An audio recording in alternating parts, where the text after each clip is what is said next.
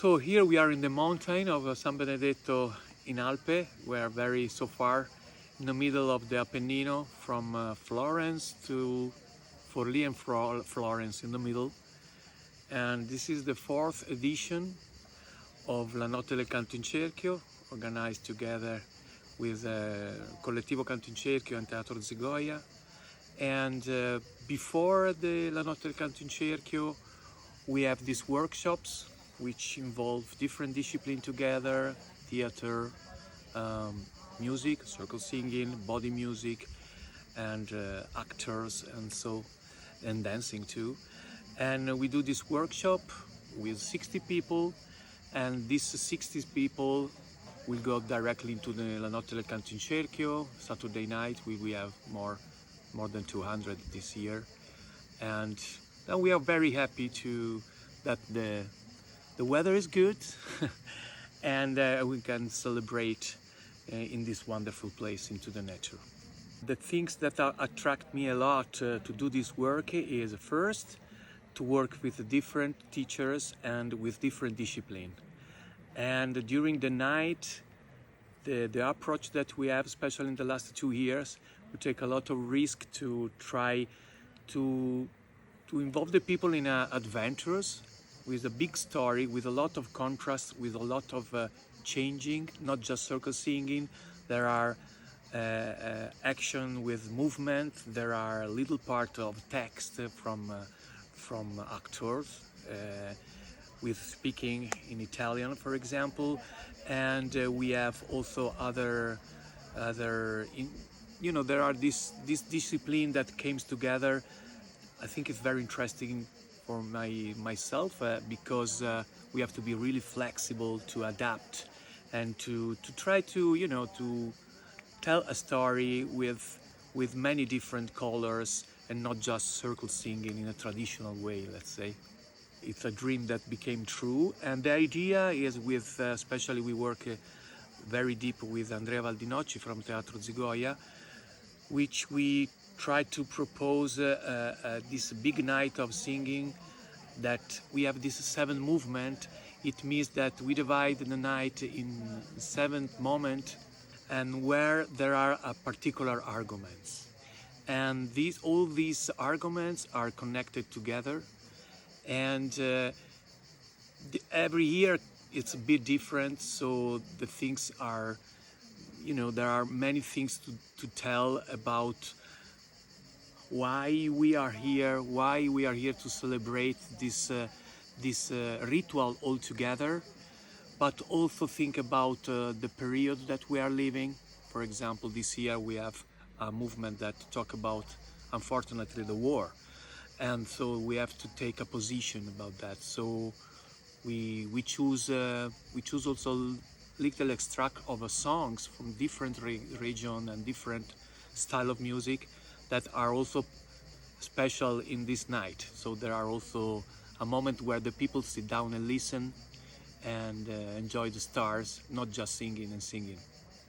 I start circle singing as something intuitive and spontaneous for myself. Before I met McFerrin, I start with my friends, with voices and an instrument too. I start to feel that improvisation is a great system to meet people and connect people and tell the story together without any leader. And after, in the beginning of 90s, I heard as the first time McFerrin in a concert, and for me it was completely a confirmation of what I'm starting to do it, and give me a lot of power to go on. So after the first concert, 92, where it was not just a concert, but we met after the concert and we sang together come back into the hotel without speak any words, just singing. So that was a great moment for me, and give me a lot of power to say, come on, let's try this way. And this was the beginning of the story.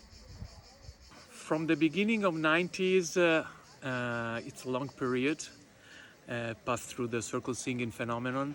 And in the beginning, in the middle of 90s, I start to put the the activity, the practice of circle singing in my choir, which I started in the same years. And it was a sort of experiment also in the concert to finish with circle singing. And after I developed a little bit the system, I was always in contact with the concert and in another way with the McFerrin style. After I meet Rhiannon, Joe Blake, David Worm, it was another important moment in my life to grow more. They are my teacher, especially Rhiannon, let's say, and I learn a lot from her. I invite in my festival, we do workshop together. And after I wrote a book about improvisation, so that was another point. And during this decade of years, I continued to teach improvisation and to use improvisation and circle singing mode into my choir, and many workshops about that. So this is a great theme because I'm old and I start to see the 30 years of development of this phenomenon of circle singing. And I saw a lot of changing, you know, if we start from the performance from voicestra, and until now, you see the big tree grow and grow and grow with a lot of variation and style. And this is I think it's because it's a healthy movement, for sure. But of course, there are now they start to have this question of the generation, no? Like me, old, where in the last years, I start to teach how became a conductor, let's say, and my students, they grow and they became a teacher too. So, and this process, of course, every person puts something personally inside, and this is lovely because we are talking about circle singing improvisation, not music that we have to read and write or repeat. So this is completely normally, but of course sometimes this big movement in the last 30 years where I can see sometimes maybe we miss the beginning of the story. So the theme in this moment for the future is try to find a way to make more in communication the different generation of circle singing conductors. And this, I think, it's necessary to do it before, not the question to disappear, but maybe before that circle singing became other things, which is completely natural, I think. But I think it's good to know how it was the beginning and to go on. I am one of the persons that agree with McFerrin and Rhiannon, I think. I say that the music must be always in the center. Of course, we offer all ourselves for what? For offer adventure with the sounds. And my specific theme of my life is try really to bring people and to permit to go through the different cultures. So I work a lot with the contrast, and for me is also very interesting in a simple way because we are talking about circle singing again, but the theme for me is more go in another culture, create a bridge of culture with circle singing, different languages, different scale, different rhythm, and bring the people with me and together go into this travel. So it means that therapy and community and relation experts are still there and are completely important, and we have to take care a lot as a conductor, of course. But the most important thing for me is still the music. So the music is a sort of big spirit that bring us and to, come si dice, elevare gli spiriti. Just try to go into the spirit. So in the last years, I became more necessary than before that find a way to disclose the improvisation. What does it mean? I have the impression I know the European how you say, the European artists that work around improvisation. And I have an impression that sometimes it's lovely, interesting, good quality, let's say, but just for people that already know improvisation. And to open this circle, I try to find some solution to explain by singing to people that improvisation is a part of life, and use the voice like instrument, which is our important element, so to make a different region, different culture without using specific languages. So is the opportunity to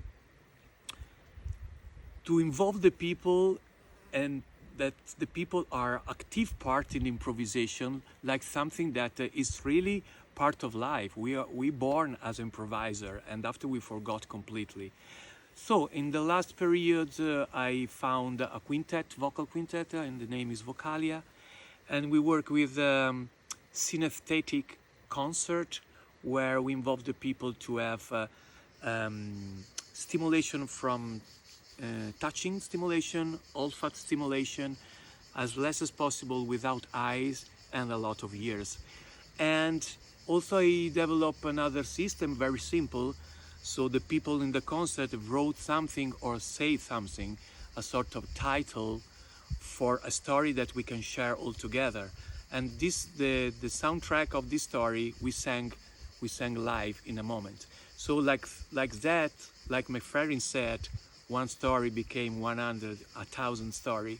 It's real, because if you don't use the words, or maybe use some words, can happen, but the people can live their own story. And this process we can do all together, and we start to develop the imagination of the people. I think this is important. Yeah, we start during COVID with Rhiannon. We were very, very happy to be part of the beginning of the process with the well. You know, first of all, thank you to Rhiannon, and also a person that the name is Yaka. I don't know if you know it or you forgot it that, but anyway, it's important to say because you are important. But anyway, Rhiannon gave a sort of vision to, and also she started also a little bit from what's going on after the middle of the last century about the voice of improvisation. What's going on? In the book there is written nothing. So it's again a book to write. And so we were very happy to be part of that. Of course, after became a big stuff, like must be, because it's a world community where we involve a lot of artistic or professional person that work around improvisation, circle singing, and it's a net. So it's a net to find a way to be more in collaboration with different artists in a different area of the world, and share also the content, the dream. And in the last period, we had incredible deep and abstract also sometimes, like we needed discussion about where we start and where we want to go. And it's a great opportunity to be part of. The Collettivo Canto in Cerchio, it's a young collettivo. It started from a necessity to do, come si dice un gesto? Gesture. A gesture, thank you, a gesture. A gesture in Italy, let's say, to say, come on, let's do something together. Not everybody in our garden and with our students. So we take this risk to organize a festival in 14 heads, which is not easy at all. But it was really a gesture to say, come on, let's try to create a community where there is not a pyramidal staff with artistic director, but we are 14 people. And so now we are in the second edition of the festival in the next October. It's lovely. I mean, it's hard. It's hard to decide. We have we need a lot of patience, a lot of tolerance, but this is the part of the work. So I'm happy to be part of, and I hope could be an example for some others. Just that. Of course, the impact of improvisation in my life was dramatic good, because it helps me a lot to be more flexible, to accept the unforeseen, and also to accept the beauty of the surprise. You know, if we take the language of improvisation and we translate in life, I think this is another theme of disclosure. So if many people can understand that, learn a little bit the language in improvisation world and translate into the life, I think the life is much better, easy to accept and to enjoy more. So the improvisation for me, it was a system that I love to go on, and in this entire my life work around that for make my life more, come si dice in italiano, c'è una bellissima parola, vivido. It's more, più vivo ancora del normale, cioè the life became more life. You know, sometimes I try to explain how is the vision of that, to tell that improvisers are ambassadors into the music, because we have this capacity to bring culture together and to create a bridge. I understand also the question that everybody have to contact their own route. And this is true. For example, my mother born in Napoli area, and sometimes I sing with the voice of my mother in Neapolitan dialect. It's very hard thema, it's very complex thema, but when I say that I love to bring people with me and make a sound journey with different culture, it's a sort of ask to the people to open the ears and accept that there are others style of life, there are other system of listening. So for this reason I use a lot of contrast, I think. So for permit to the people to distinguish a little bit, recognize also yourself, because when you're back home you feel something that is part of your body, your soul, and this is okay. But again we come back in the figure of the ambassador. So we have this opportunity through improvisation to create a link. So now we just sing where we are and with what there is here. What?